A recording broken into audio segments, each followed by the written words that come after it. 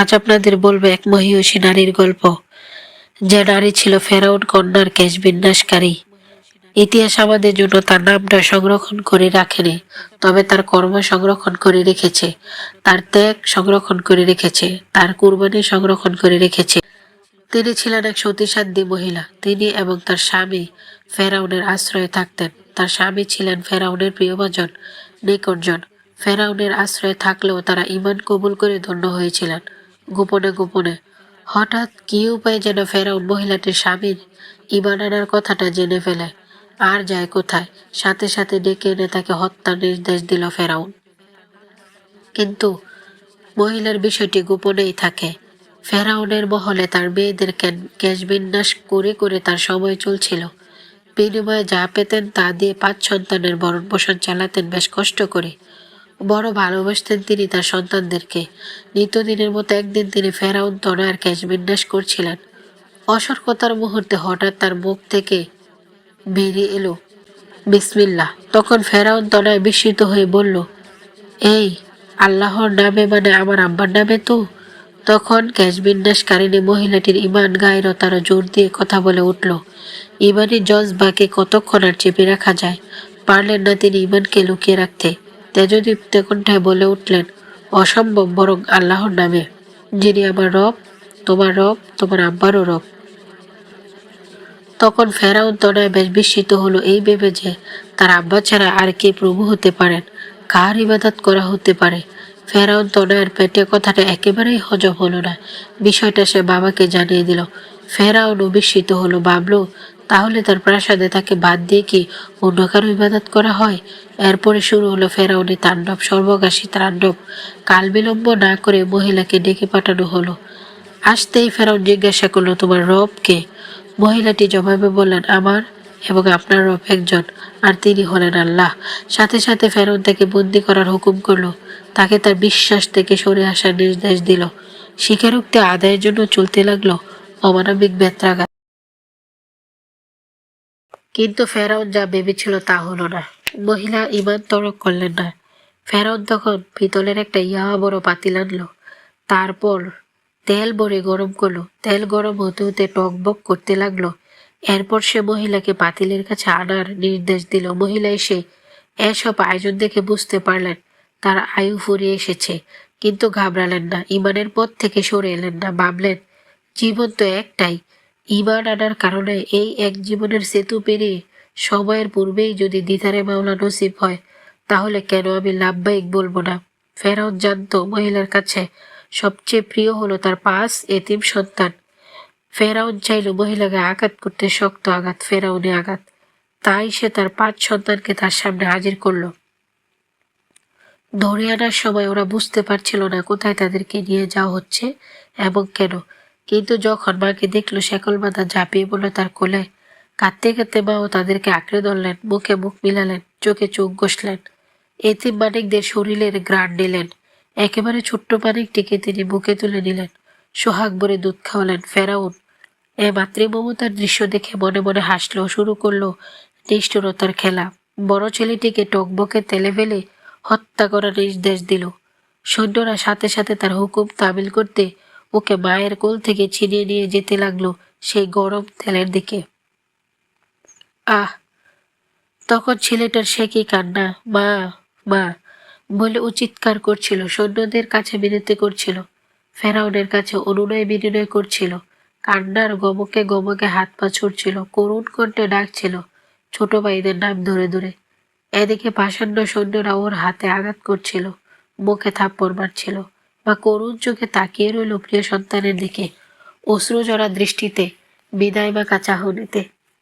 কিছুক্ষণের ভিতরেই বালকটিকে নিক্ষেপ করা হলো ফুটন্ত তেলে। মা এ অসহনীয় দৃশ্য দেখলেন দম বন্ধ করে, আঁখি ভরে, মুখ বাসিয়ে। ভাইয়েরা সহোদরের অমন করুণ অবস্থা দেখে মুখ ডাকলো। ছোট ছোট কোমল হাতে ওদের আর্তচিৎকার থেকে যেন বেশি আসছিল, তোমরা কেন আমাদের ভাইয়াকে মেরে ফেললে? এখন কে আমাদেরকে আদর করবে? তোমরা খারাপ, তোমরা নষ্ট, তোমরা অমানুষ। মুহূর্তেই ছোট্ট দেহের রেশম কোমল হাড্ডিগুলো গলে গেল, সাদা হয়ে উপরে ভেসে উঠল। ফেরাউন এরপর তাকালো মহিলার দিকে কুটিল চোখে। নিষ্ঠুর পাশবিকতার নৃত্য করছিল তার চোখের তারা। ফেরাউন মহিলাকে আবার ঈমান তরক করতে বলল। মহিলাও আবার অস্বীকার করলেন। ফেরাউন আরো ক্ষুব্ধ হলো। দ্বিতীয় সন্তানটিকে তেলে নিক্ষেপ করার হুকুম দিল। তখন সৈন্যরা মায়ের কাছ থেকে তাকে আবারও টেনে নিয়ে গেল। একটু পর সেও নিক্ষিপ্ত হলো তার ভাইয়ের মতো। মা এক সন্তানের চলে যাওয়া দেখেছেন একটু আগে, এখন দেখছেন আরেকজনের চলে যাওয়া। অশ্রু প্লাবিত তার চোখ। হ্যাঁ, একটু পর তার হাড্ডিও গলে গেল, সাদা হয়ে উপরে ভেসে উঠল। না, মা এখনো অবিচল। ঈমান তার অটল, তার রবের সাথে মিলন স্বপ্নে। তবু তিনি চিন্তা বিভোর। এরপর এলো তৃতীয় জনের পালা, একই নিষ্ঠুরতায়। না, ঈমান থেকে ফিরে গেলেন না ফেরাউনের প্রভুত্বে। প্রভুত্ব তো আল্লাহর। এ বিশ্বাস থেকে টলে গেলে যে জাহান্নামের তপ্ত আগুন হবে সবসময় ঠিকানা। মার অবিচলতা দেখে ফেরাউনের মাথায় রক্ত ঘুরপাক খেতে লাগলো। এলো এবার চতুর্থ সন্তানের পালা। একই নিষ্ঠুরতায় চালানো হলো একই তাণ্ডব লীলা। ও ছিল বেশ ছোট। মায়ের আঁচল ধরে সে কি কান্না, সে কি চিৎকার, পাহাড় টলা চিৎকার। সৈন্যরা যখন টেনে ওকে মায়ের আঁচল মুক্ত করলো, তখন ও ঝাঁপিয়ে পড়লো মায়ের পায়ে, আঁকড়ে ধরল মাতৃপদ যুগল। সে সময় অশ্রুতে ভেসে গেল যুগলপথ। তবু ফেরাউনের নিষ্ঠুর হৃদ সমুদ্রে দয়া মায়ের বাতাস বইল না। তরঙ্গ তো উঠলই না। মা ওকে আবার কোলে নিতে চাইলেন, চুমু দিয়ে শেষ বিদায় দিতে চাইলেন। পাত ছাড়ল নিষ্ঠুর সৈন্যরা। ছোট্ট শিশু, মুখে ঠিক মতো কথাও ফুটেনি। শোনা যাচ্ছিল শুধু অবোধগম্য আওয়াজের কাতর বিনতির। না বোঝা ভাষায় কি বলছিল ও। ও কি বলছিল? মা, আমি মরতে চাই না, আমি বাঁচতে চাই। আমি চলে গেলে আমার ছোট্ট ভাইয়াটিকে রোজ রোজ কে আদর করবে, চুমু খাবে? মা, সত্যি কি ফেরাউন আমাকে এই গরম তেলে পুড়ে মারবে? কেমনে সইব আমি মা আগুনের তাপ? কয়েক মুহূর্ত পরেই বেসে উঠল শিশুটির সাদা সাদা কোমল হাড্ডি। একে একে 4টি মানিকে নৃশংস হত্যা দেখলেন স্নেহময়ী মা। নীল বেদনায় পাথর হয়ে তার দু চোখে বয়ে চলেছে অশ্রুধারা। আহ, তার সন্তানদের চিরবিচ্ছেদ বেদনা কেমনি তিনি সইবেন? বিশেষত এইমাত্র নিষ্ঠুরতার বলি হওয়া ছোট্ট মানিকের বেদনা, যাকে কত আদর দিয়েছেন তিনি, দিয়েছেন কত সোহাগ মাখা চুমু। ও যখন রাত্রিতে ঘুমাতো না, তাকেও তখন নির্ঘুম রাত কাটাতে হতো।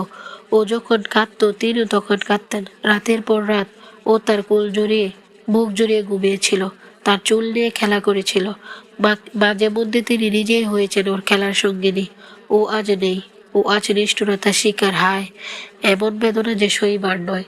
মহিলাটি বারবার চোখে আঁচল চাপা দিচ্ছিলেন, নিজেকে নিয়ন্ত্রণে রাখার চেষ্টা করে যাচ্ছিলেন। এরই মাঝে নিষ্ঠুর সৈন্যরা তার দিকে আবার এগিয়ে এলো, যেন একদল দানব এগিয়ে আসছে ধাক্কাধাক্কি করতে করতে।